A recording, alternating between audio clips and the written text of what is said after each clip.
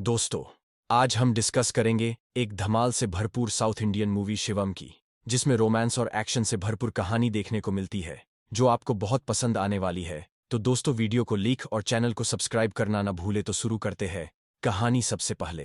आदमी सिगरेट जलाने ही वाला था कि उसका लाइटर किसी ने छीन लिया। सामने इलाके का सबसे ताकतवर गुंडा था, लेकिन यह आदमी भी कम नहीं था। जब खुद ने सिगरेट नहीं जलाई तो किसी और को इतनी आसानी से कैसे जलाने देगा। उसने एक हाथ से छोटे काला को पकड़ लिया, सिर मुंडाए आदमी को सिगरेट जलाने नहीं दी। उसने इतनी बेइज्जती नहीं सही थी। पास खड़े गांव वाले तमाशा देखने का इंतजार कर रहे थे। गंजा आदमी पूरी ताकत लगा रहा था, जैसे उसकी जान इसी सिगरेट को जलाने में लगी हो। लेकिन जितनी भी कोशिश कर ले, हमेशा बस देखते ही देखते उनके सरदार को कोई परेशान करने लगा तो मामला बिगड़ गया। गाड़ी में बैठे गुंडे तुरंत उतर आए। छोटा गुंडा लाइटर उठाकर सरदार को दे देता है। सरदार बेधड़क लाइटर से खेलता है, आदमी को मिडिल फिंगर दिखाकर चुनौती देता है।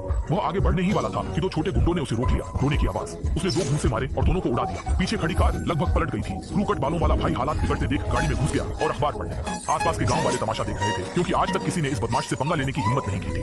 आदमी ने लाइटर पर नजरें गड़ा दी, आगे बढ़ा। रोने की आवाज, जोरदार लात मारी, सिर पकड़कर दो को उड़ा दिया, फिर एक को टांग से मारकर दूर फेंका। हमला रुका, फिर रोने की आवाज, एक और लात मारी, कमर झुकाकर ताकत जुटाकर कमर पर वार किया। देखते ही दर्जनों छोटे गुंडे गिर पड़े। बदमाश ऐसे लग रहे थे जैसे कोई बच्चा दादा को बचाने खुद मरने जा रहा हो। अचानक चार छोटे गुंडों ने सांड की तरह टक्कर मारी, जिससे आदमी कई नीचे धकेला गया। उसने बायां पैर आगे बढ़ाकर ब्रेक लगाया। अब आदमी पूरी तरह गुस्से में था। शिकार का समय शुरू हुआ। लाइटर हवा में 80,000 सेकंड तक रुका। आखिरकार आदमी ने उसे पकड़कर गंजे के सामने सिगरेट जलाई। जैसे ही वह मुड़कर जाने वाला था, गंजे ने धमकी भरे लहजे में कहा, तुम्हें पता है तुमने किससे पंगा लिया है?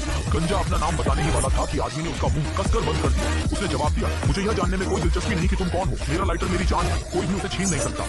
ये कहकर वह शान से चला गया। उस आदमी का नाम लाशी था, जो अकेले सैकड़ों पर भारी पड़ने वाला योद्धा था। लेकिन इस बार जिनसे पंगा लिया वे साधारण नहीं था। गंजे का पिता इलाके का सबसे बड़ा माफिया डॉन था, जिसे लोग सांग-खून कहते हैं। अगर कोई उसके सामने जूते पहनता था तो वो इसे अपनी तौहीन मानता था। ये आदमी गर्मी की छुट्टियों के बाद लौटा था और जूते पहनकर सांगकुन के दरवाजे से गुजर रहा था। इससे सांगकुन नाराज हुआ। उसने उसके जूते उतार दिए और उसे कांच पर चलवाया। बूढ़ा आदमी विनती करने लगा कि सांगकुन उसके बेटे को छोड़ दे, उसका बेटा अभी लौटा है। उसे यहाँ के नियम नहीं पता, लेकिन सांगकुन कौन है? कोई उसकी बेइज्जती करने की हिम्मत करे तो वह किसी को भी नहीं छोड़ता। आखिर उसने उस आदमी के दोनों पैरों को हमेशा के लिए बेकार कर दिया। घर लौटने पर सांगकुन ने सुना कि उसके बेटे की पिटाई हो गई है, तो उसने अपने आदमियों से पूछा, इतनी हिम्मत किसकी हुई? फिंगर टॉर्च ने कहा, वह इस गांव का नहीं है। ट्रेन से उतरकर सिगरेट पी रहा था और अकेले ही उसने हमारे दर्जनों भाइयों को पीट दिया। सांगकुन यह सुनते ही गुस्से में आया, गुर्गों को बुलाया और फर्नीचर उठाकर सबक सिखाने चला। वह बूढ़ा फिर आ गया और वह सांगकुन के सामने चप्पल में खड़ा था, जो सांगकुन के लिए खुली चुनौती थी। सांगकुन गुस्से में तमतमाता हुआ आगे बढ़ा और बूढ़े की कॉलर पकड़ ली। बूढ़े ने सीधे सांगकुन पर थूक दिया। घमंड से बोला, तुम कहते थे कि कोई तुम्हें चुनौती देने की हिम्मत नहीं करता है ना? तुम्हारा बेटा अधमरा है और गांव के लोग अब तुमसे डरते नहीं। अगर हिम्मत है तो उस आदमी को हरा दो, वरना तुम कुछ नहीं हो। गुस्से में उसने अपने एक गुर्गे पर गुस्सा निकाल दिया। उसने कसम खाई कि वह लाशी को टुकड़े टुकड़े कर देगा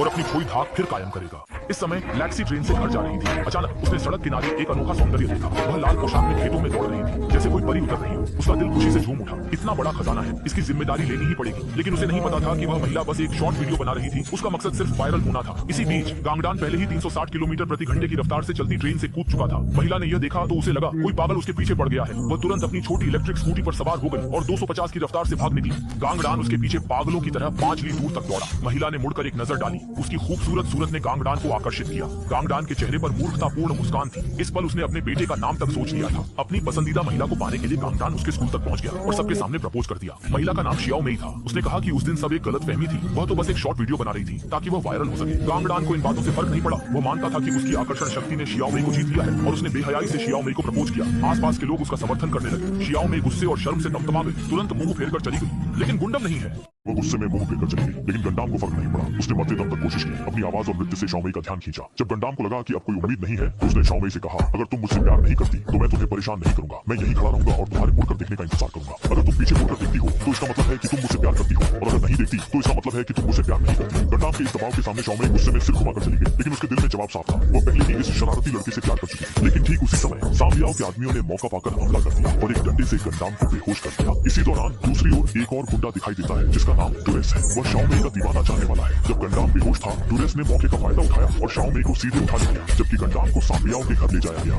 एक होटल के पास से गुजरते समय गुंडों का एक झुंड गाड़ी से उतरकर खाना खाने चला गया और मेडिटेरेनियन को गंडाम की निगरानी के लिए रुकने को कहा गया। मेडिटेरेनियन जानता था कि गंडाम में कितनी ताकत है, इसलिए वह बस दुआ कर सकता था कि गंडाम न जागे। लेकिन डर के मुताबिक गंडाम अचानक जाग गया। ये देखकर मेडिटेरेनियन डर के मारे कांप गया। जान बचाने की कोशिश में उसने गंडाम से विनती की कि अगर वह उसे नहीं नहीं पीटेगा तो वह एक अच्छी खबर बताएगा।